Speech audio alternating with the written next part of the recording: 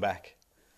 Cam, we've already talked a little bit about the extraordinary success that Native Rhyme experienced. You've received some extraordinary adulation. You've been on albums with Kylie Minogue that have topped the charts. You've topped the charts. You've received music awards. You've had the likes of In Excess and The Cruel Sea asking you to work with them in the studio and on stage. And yet at the same time, while all this is going on, the reality of life can often be more than you're able to handle. Yeah, it's you wish for something, wish and you get it, and you don't know what to do with it. It becomes this monkey on your back. Most of the time that I was at the pinnacles of that, it was an amazing experience. Then you start realizing that people really don't have your best interests at heart, and people kind of want to know you because of who they think you are. You start meeting, it's like a curse too. You meet people who you've admired your whole career, and you meet them and they're assholes. Yeah. Yeah. Yeah, that's hard to cope with. Not very nice people. Yeah. And it makes you think, is that what I'm going to become? Or, you start finding yourself maybe going that way a little bit. Yep. And making compromises. Yeah. Mm-hmm. Yeah, a lot of people expect 5 minutes of your time, and sometimes you don't have 5 minutes, and then they flip it around on you, and it's there's pros and cons with it all. I think you got to, I got to a point where we were at the top, and I pretty much kind of crashed and burned. I found people, even within Native Rhyme, didn't have their heart in the group.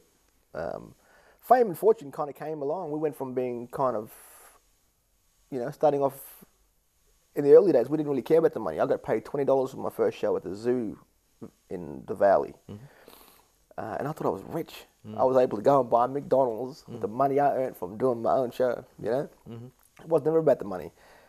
When I started waking up in the mornings and not getting out of bed, for anything less than $10,000, then it starts getting an issue. I wouldn't talk to anybody if they were going to talk anything lower than that kind of money, The whole supermodel thing, I was like, my God, I've become a supermodel. You're a good-looking man. Yeah, Scallop, all right.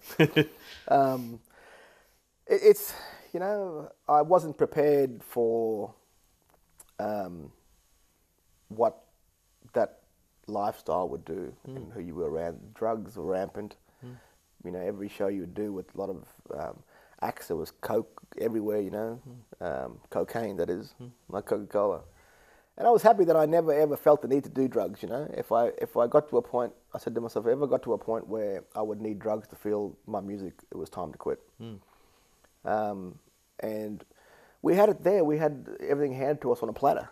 We became very good friends with Michael Parisi, who was still is the boss of Mushroom and was the president of A&R for Warner. Known as one of the best A&Rs in the world. Offering us record deals. Had direct contact, with these people, and everybody in the group just imploded. Had my main DJ for years and years jumped on a plane, sold all of his gear. Got a call from his sister saying that he's in Los Angeles. The other member, DK, he had personal issues, and he ended up kind of crashing and burning with his own personal life and things. And went his separate way, and I was left with this group and me, and back to square one with a name and needing to back it up and not having the means to be able to do it. So I crashed and burned and locked myself away in rooms around the outer suburbs of Brisbane. And, feeling not disillusioned, because disillusion means to me that nothing worked. It was working. It was all handed to us on a platter, It's hard to value that sometimes, isn't it? Yeah. We weren't ready for it, because when you want something like that, it does happen like that. It happens at the click of your finger. It comes too quickly. Yeah. And you're thrust into this lifestyle of 100 miles an hour. And there's no training for how to prepare for this, how to deal with this. Yeah. No. So, I don't know. I ended up trying to buy my time by going to remote communities and working with youth, and the last count I did was 800 and something youth sessions, you know, that I've done. 2006 alone, I did 176 of them. I drove the country clockwise. One, because I wanted to do it, but two, it also bought me time to really think about what I need to do, you know. Native Rhyme never stopped. So when people ask me, you guys still performing or whatever?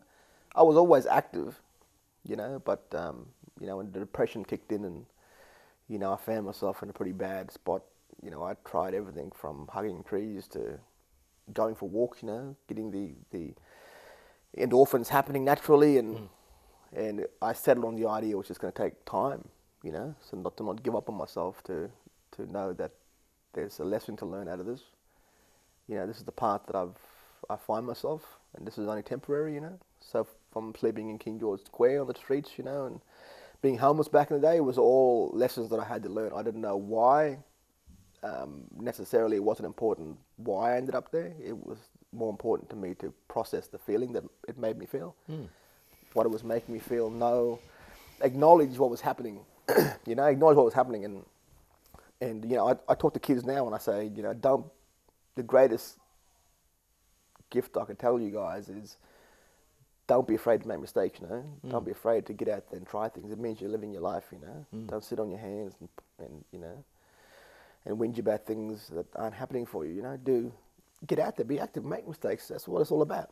That aspirational nature of your personality. I remember you telling me, living on the streets when you had your own bench in King George Square and looking up at City Hall, and then in not too distant future actually getting a contract from the Brisbane City Council in order to produce a series of hip-hop concerts here in Brisbane, and looking back down on that bench where you used to live. Yeah, it was, I don't know, it was, you know, those are testaments to, to, you know, sleeping on the park bench and looking up at City Hall and seeing people come out of there and come back with lunch bags of sushi or something, you know. And I think, how amazing would it be that, you know, to have that privilege of being able to buy something to eat, you know. And just laying there at night when everybody went, you know, 1 o'clock in the morning in the middle of winter, freezing cold, looking at City Hall, to a number of years, and laying there and thinking to myself, this is only temporary, you know, what you're feeling and we're going through now will pass. Don't concentrate on it as your eternity, because it's not, you know. Keep your head straight, you know, we'll come out of this. And then, you know, years passed and I got a call from City Hall to come in, and they offered me a job to be executive concert producer for city events. And I looked back through that arch window at my old seat that I slept on, you know, and said that's a full circle moment. You know, it's a testament to never giving up on yourself, you know. When times are tough, aren't the times to throw in the towel. They're the times to take a deep breath, you know, take a time out. I say to friends who are going through hard times, feel what you're feeling. Don't deny what you're feeling. You're meant to feel that. Just understand what you're feeling. Let yourself feel. We're growing up our kids and our communities to toughen up, you know, and tough love and all this type of stuff, you know. But I make sure that I, you know, endorse in my kids the idea that it's okay to feel sad. It's, you know, enjoy being happy, you know. It's okay to feel different emotions, you know. It's okay to have a cry if you're feeling sad, you know. That whole time period, you know, is all testament to believing in yourself, you know. Everything is a part of everything. Everything is connected, you know. We're all part of something greater and bigger. We just don't know what it is yet. But we're never going to get there if we don't stick with it. Keep moving forward. Yeah. After the demise of Native Rhyme, and so much time has passed, what is it that's ignited the creative spirit in you again to come back to making music, to recording, to go back into the studio, to start thinking about the concert stages and the record companies and the publicity tours and everything else that goes along with it? I don't think Native Rhyme was put on the bookshelf for a little bit. You know, the idea was never dead and buried, because Native Rhyme is who I am, you know. And you've always identified it as an opportunity for your community to have a voice, and you're a conduit as much as anything else. So you can't just deny that's existence. Yeah, I couldn't, you know, deny a group that I really thought was one of the most talented groups in the country, overall, in any genre, you know. The idea we walk into a studio with Tex Perkins, Cruel C, Lachlan Magoo, legendary producer, and Kev Carmody, and got told that we need to come out with something in one session. We walk out 12 hours later with one of the highest songs of that year, together with the Cruel Sea, was bloody. Damn, what was the question again? Right, so just talking about why the decision to reignite native rhyme. Why is now the perfect time? Is it the perfect time? Yeah, it was. Everything. It wasn't. Native rhyme is just like life. It's about the journey, So I wanted the group to get to a stage where I knew it was time. We never released in the past because there was no real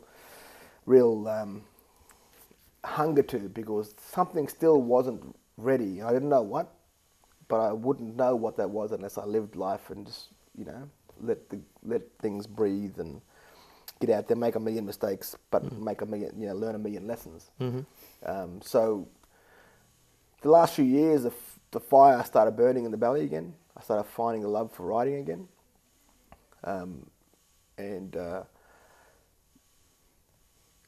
native rhyme now, and me personally as an artist, I'm writing material and making material now that's the best I've ever written.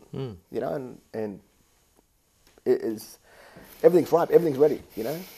Me personally as an individual, as a human being, and as an Aboriginal guy and stuff, but mainly as a human being, that I'm at a place now where I can now look back and on top of the mountain and look back at what I've come through and gather all that experience, all those emotionals from the depths of hell to the highs of National Music Awards, and take all those experiences and put that into my music now, and it creates this magic where I'm able to actually, create something special.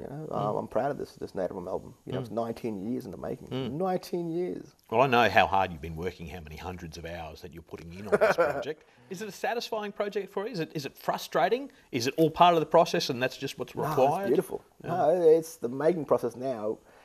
DK, we're back together. The main Native Rhyme is back together. Yeah. Me and DK didn't talk for 6 years. Yeah. And that's what we had to do, and to evolve in our own lives.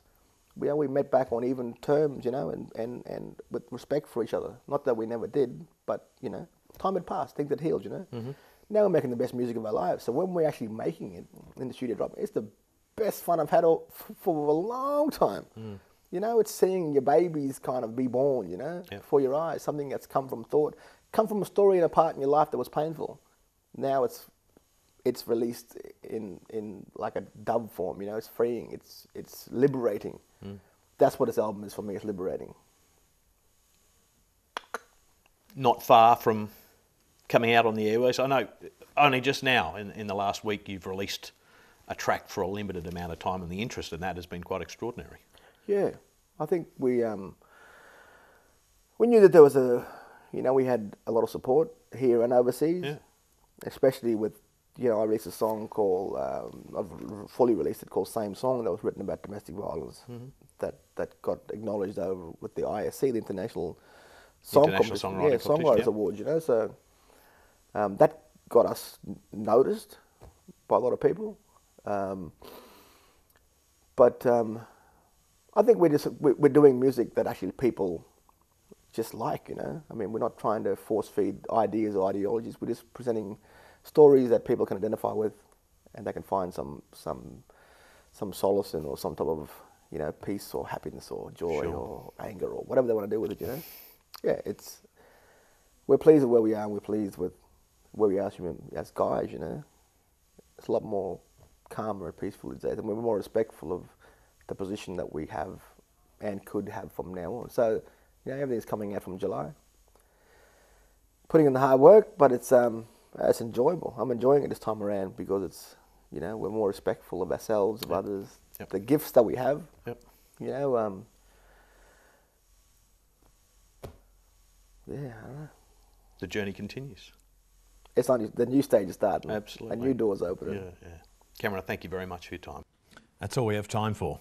You can find this episode on the 31 Digital YouTube channel, and we'd love you to like Turning Points on Facebook. Next week, I'll be joined by a remarkably resilient and resourceful woman who managed to land her dream job as a radio announcer at the ABC and find inner peace after battling more than her fair share of professional and personal demons along the way. Thanks for watching Turning Points. I'm Shaun Bindley. Good night.